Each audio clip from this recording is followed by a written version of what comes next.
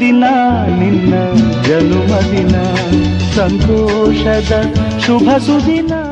ಸರಳ ಸಜ್ಜನಿಕೆಯ ಸ್ನೇಹಜೀವಿ, ಬಡವರ ಬಂಧು, ಯುವಕರ ಪಾಲಿನ ಆಶಾ ಕಿರಣ, ಮಾದರಿ ಸಮಾಜ ಸೇವಕರಾದ ಶ್ರೀ ಜಿ.ವಿ. ನಾಗರಾಜ್ರವರ ಹುಟ್ಟುಹಬ್ಬ ಆಚರಣೆ ನಡೆಯಿತು.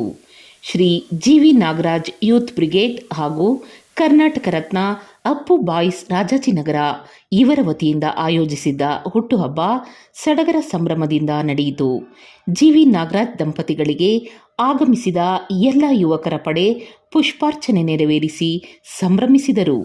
ಉದ್ಯಾನವನದ ಮಾದರಿಯಲ್ಲಿ ನಿರ್ಮಿಸಿದ ಕೇಕ್ ಕತ್ತರಿಸಿ ಎಲ್ಲರಿಗೂ ಸಿಹಿ ತಿನ್ನಿಸುವ ಮೂಲಕ ತಮ್ಮ ಪ್ರೀತಿ ವ್ಯಕ್ತಪಡಿಸಿದರು.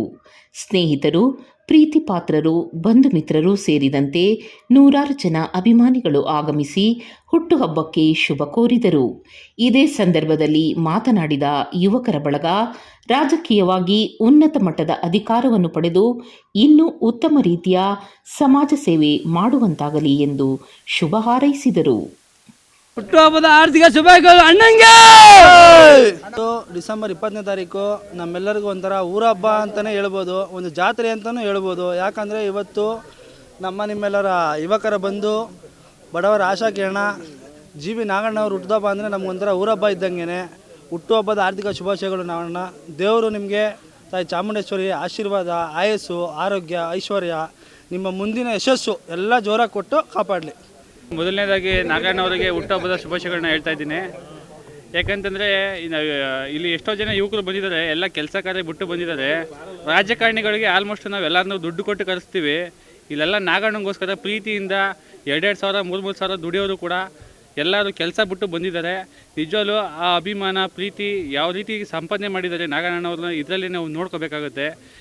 ಇದೆಲ್ಲದಕ್ಕಿಂತ ಹೆಚ್ಚಾಗಿ ಯಾವುದೇ ಒಂದು ಸಾವಾಗಲಿ ಸಂಕಟ ಆಗಲಿ ನಾಗಣ್ಣವರು ಎಲ್ಲದಕ್ಕಿಂತ ಮೊದಲಾಗಿ ನಿಂತ್ಕೊಂಡಿರ್ತಾರೆ. ಅವ್ರು ಇವತ್ತವರೆಗೂ ರಾಜಕಾರಣಿಗೆ ಬಂದೇ ಇಲ್ಲ, ಆದರೂ ಕೂಡ ಅವ್ರು ಬಂದಿದ್ದಾರೆ. ಬಟ್ ಇಂಥ ವ್ಯಕ್ತಿಗಳು ರಾಜಕಾರಣಿಗೆ ಬಂದರೆ ನಿಜವಾಗ್ಲೂ ನಮ್ಮಂಥ ಯುವಕರಿಗಾಗಿರ್ಬೋದು, ಜನಗಳಿಗಾಗಿರ್ಬೋದು ಯಾವ ರೀತಿ ಸೇವೆ ಸಿಗುತ್ತೆ ಅನ್ನೋದಕ್ಕೆ ಇದೊಂದು ಬೆಸ್ಟು ಉದಾಹರಣೆ. ನಾಗಣ್ಣಂಗೆ. ಇದು ನಮ್ಮ ಜಿ.ವಿ. ನಾಗರಾಜ್ ಅವರ ಹುಟ್ಟುಹಬ್ಬ. ಇವತ್ತು ನಮ್ಮ ಒಬ್ಬರದೇ ಶ್ರಮ ಇಲ್ಲ, ಇಡೀ ಕರ್ನಾಟಕ ರತ್ನ ಅಪ್ಪು ಬಾಯ್ಸ್ ಹಾಗೂ ಜಿ.ವಿ. ನಾಗರಾಜ್ ಯೂತ್ ಬ್ರಿಗೇಡ್ ಅನ್ನೋದು ಒಂದು ಸಂಸ್ಥೆಯನ್ನು ಮಾಡ್ಕೊಂಡಿದ್ದೀವಿ.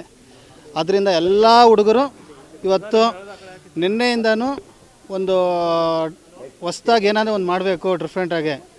ಅವ್ರು ನಮಗೋಸ್ಕರ ದುಡಿಯೋದೇನೆಂದರೆ ಹಗಲು ರಾತ್ರಿ ಪಾರ್ಕು, ಕೆರೆ ಅನ್ನೋದು ದುಡ್ಕೊಂಬಂದು ನಮ್ಗೆ ಸೇವೆ ಮಾಡಬೇಕು ಅನ್ನೋದು ಅವ್ರ ಉದ್ದೇಶ.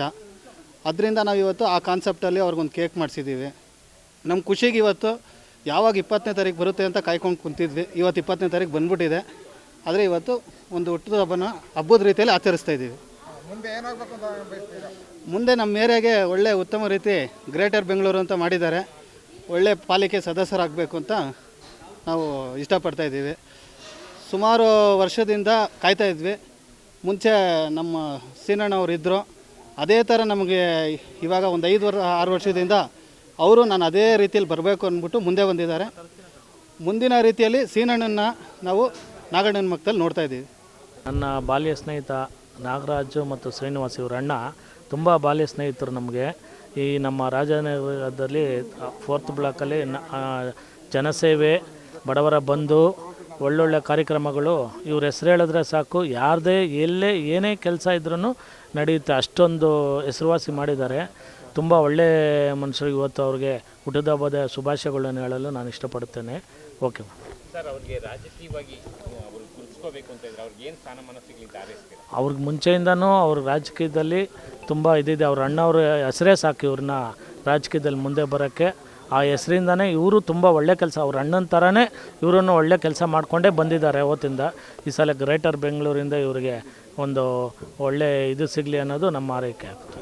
ನಮ್ಮ ಯೂತ್ ಬಾಯ್ಸ್ ಹಾಗೂ ಬೆಂದಕಾಳೂರು ಹುಡುಗರಿಗೆ ಸದಾ ನಾನು ಚಿರಋಣಿಯಾಗಿರ್ತೀನಿ.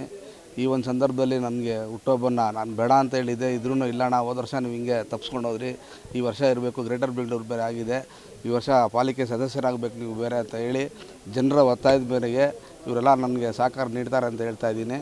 ಮುಂದೆ ಬರ್ತಕ್ಕಂಥ ಚುನಾವಣೆಯಲ್ಲಿ ಟಿಕೆಟ್ ಆಕಾಂಕ್ಷೆಗೆ ಸ್ಪರ್ಧಿಸಿ ಜನರ ಸೇವೆ ಮಾಡೋಕ್ಕೆ ನಾನು ಸದಾ ಸಿದ್ಧನಾಗಿರ್ತೇನೆ. ಜೈ ಹಿಂದ್, ಜೈ ಕರ್ನಾಟಕ ಮಾತೆ. ಇಂಡಿಪೆಂಡೆಂಟಾಗೋ ಇಲ್ಲ ಯಾವ ಪಕ್ಷದ ಜೊತೆ ತಮ್ಮ ರಾಜಕೀಯ ಜೀವನ ಪ್ರಾರಂಭ ಆಗುತ್ತೆ? ಪಕ್ಷದವ್ರ ಹತ್ರ ನಾನು ಇನ್ನೂ ಯಾವ ಪಕ್ಷದ ಹತ್ರ ಹೋಗಿ ಕೇಳಿಲ್ಲ, ಕೇಳೋಕ್ಕೆ ನನ್ನ ಹಿರಿಯರು ಹೇಳಿದ್ದಾರೆ.